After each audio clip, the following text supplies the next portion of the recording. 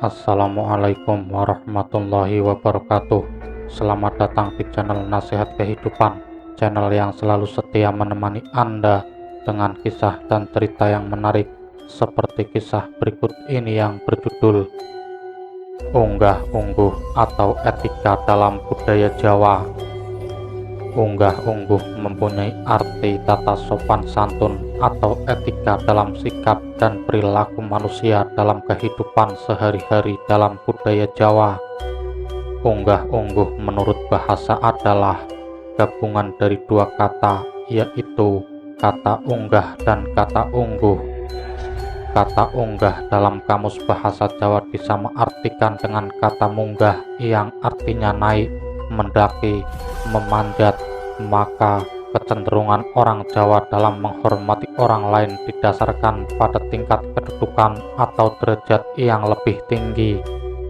Sedangkan ungguh dengan tingkat bahasa Jawa ngoko yang artinya berada, bertempat, pantas, cocok, sesuai dengan sifat-sifatnya.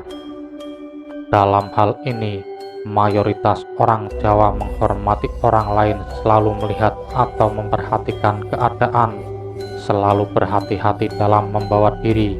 Sikap berhati-hati dan waspada bermaksud agar tingkah lakunya sesuai, pantas, dan tidak mengganggu orang lain atau menimbulkan konflik dalam masyarakat.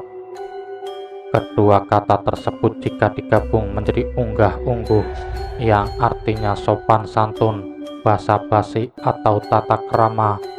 Ini menunjukkan bahwa orang Jawa dalam bergaul dalam masyarakat selalu memperhatikan aturan, sopan santun, dan tata krama demi menjaga keselarasan sosial dan tercapainya hidup rukun, aman, damai, dan sentosa. Unggah-ungguh identik dengan prinsip hormat, yaitu suatu sikap di mana orang Jawa dalam cara berbicara dan membawa diri selalu atau harus menunjukkan sikap hormat kepada orang lain sesuai dengan derajat dan kedudukannya. Menurut masyarakat merupakan suatu kesatuan yang selaras. Kesatuan itu diakui oleh semua manusia dengan menempatkan diri sesuai dengan tuntutan tata krama sosial. Mereka yang berkedudukan lebih tinggi harus dihormati, dan mereka yang berkedudukan lebih rendah adalah memakai sikap kebapaan atau keibuan dan rasa tanggung jawab. Orang Jawa dalam menyapa orang lain menggunakan bahasa keluarga dan menggunakan bahasa krama yang terdiri dari dua tingkat utama yang berbeda dalam perkataan dan gramatika, yaitu krama sebagai bentuk sikap hormat dan ngoko atau akrab sebagai bentuk sikap keakraban, dan kromo inggil atau halus sebagai pengungkapan sikap hormat yang paling tinggi. Tatanan dalam tingkat bahasa krama inilah merupakan suatu sarana ampuh untuk mencegah timbulnya konflik, sehingga tatanan ngoko kromo mempunyai fungsi, yaitu untuk mengatur semua bentuk interaksi langsung di luar lingkungan keluarga inti dan lingkungan teman-teman akrab maupun orang yang tidak dikenal sekalipun. Tatanan krama ini menyangkut gerak badan, urutan duduk, isi dan bentuk suatu pembicaraan. Dengan demikian, unggah-ungguh merupakan bentuk manifestasi dari bentuk prinsip rukun dan prinsip hormat.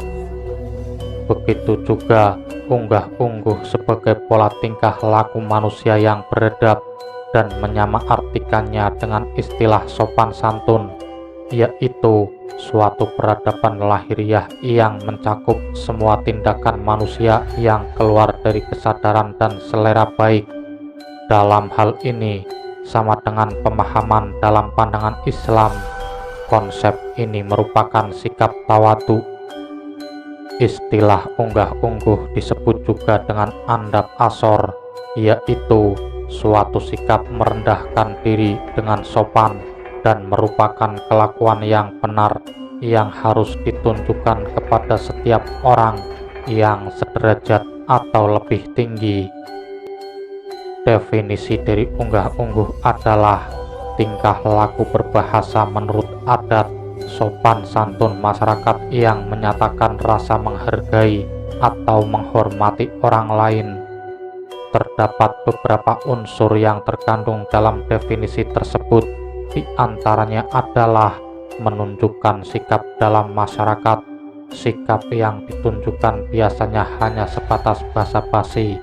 Terkadang mereka saling menawari untuk singgah, tetapi hal itu bukan tawaran yang serius. Hal ini ditunjukkan orang Jawa untuk memupuk rasa kerukunan dan keakraban.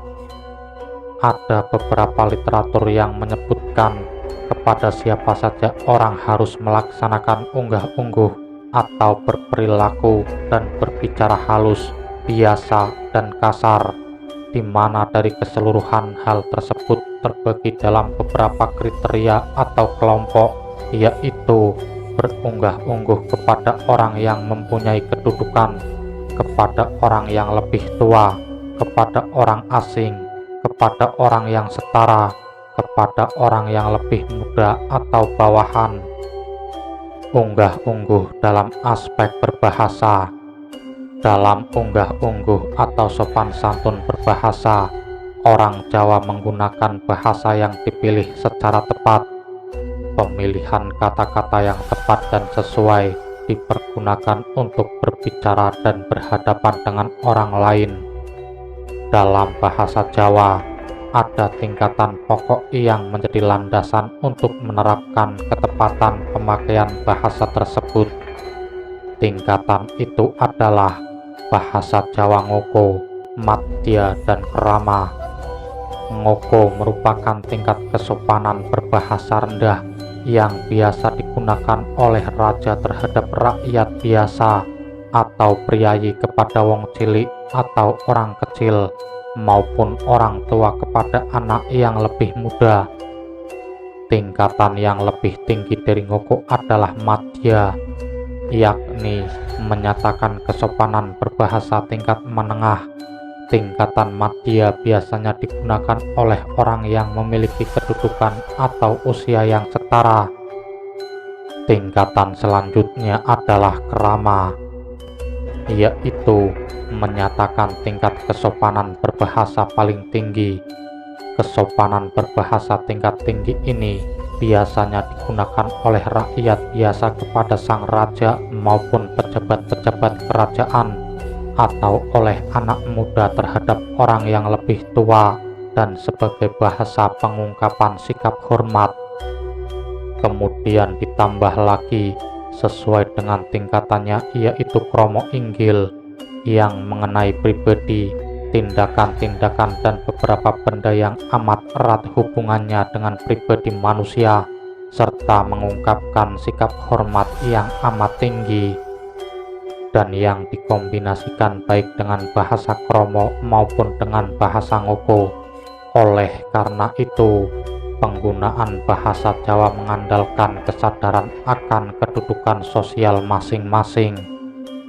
Kedudukan atau status oleh banyak hal: kekayaan, keturunan, pendidikan, pekerjaan, usia, kekeluargaan, dan kebangsaan. Tetapi yang penting adalah pilihan bentuk bahasa dua gaya, yaitu gaya bicara dalam semua hal ditentukan untuk sebagian oleh status relatif atau keakraban para pembicara.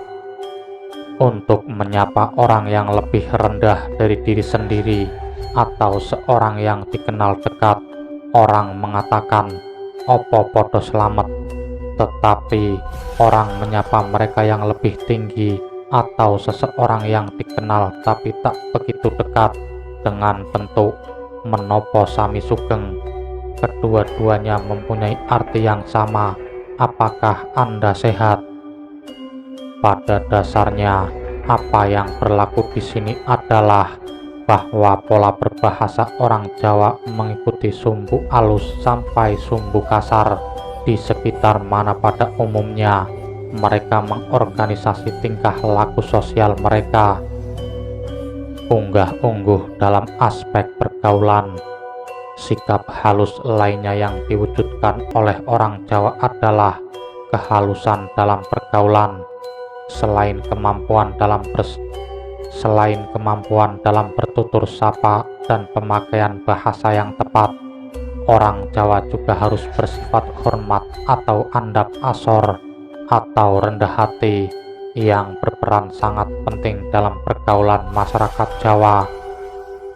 Pola andap asor terdiri dari segala macam perbuatan seperti berkhidmat, karena orang Jawa mengartikan metafora dengan sungguh-sungguh, mengasosiasikan ketinggian dengan kedudukan yang tinggi, seperti para nelayan tua yang datang mengunjungi nyonya besarnya, seorang istri priayi tinggi. Nelayan tua itu menyajikan makanan di tengah-tengah keluarga dengan berlutut. Hal itu suatu penghormatan yang benar dari orang yang lebih rendah kepada yang lebih tinggi ini adalah dengan berlutut dan menunjukkan isyarat dengan menunduk atau dua telapak tangan bersama dengan ibu jari di depan hidung dan anggukan horizontal kepala ke arah lutut orang yang lebih tinggi atau malahan ke arah kakinya. Demikian juga ada tuan rumah untuk tidak duduk pada meja tamu kalau seorang tamu penting berkunjung, tetapi duduk di kursi yang rendah ke arah samping belakang tamu. Mempersilahkan yang lain untuk lebih dulu duduk di tempat yang paling baik dan memperkecil arti kemampuan, kekayaan, dan keberhasilan sendiri adalah bagian dari pola yang sama. Orang Jawa akan merasa malu apabila tidak mampu melakukan sikap yang utama tersebut. Maka bagi orang Jawa, pengembangan sikap moral yang benar adalah masalah pengertian yang tepat. Orang Jawa akan selalu tahu diri dan tidak egois mencari kepuasan sendiri dan menuruti hawa nafsunya. Seandainya hal ini terjadi pada orang Jawa, tidak berarti ia melanggar moral, akan tetapi dianggap bersikap kasar. Semacam ini patut untuk disayangkan, karena masyarakat Jawa menganggap orang yang demikian disebut durung Jawa atau belum menjawa, durung ngerti atau belum mengerti, atau durung dadi wong Jawa atau belum jadi orang Jawa, atau durung dadi wong atau belum menjadi orang. Demikian juga sebaliknya, apabila orang Jawa yang sudah belajar dan berlatih sehingga tidak kaku dalam bergaul dan bertutur kata serta mampu menempati tempat yang tepat, maka orang tersebut dapat disebut orang Jawa yang tulen. Begitulah sahabat nasihat kehidupan, sedikit informasi tentang unggah-ungguh atau etika dalam budaya Jawa yang dapat kami sampaikan. Terima kasih sudah menyimak dari kisah yang kami sajikan. Semoga bermanfaat bagi kita semua, dan nantikan kisah-kisah yang menarik lainnya. Wassalamualaikum warahmatullahi wabarakatuh.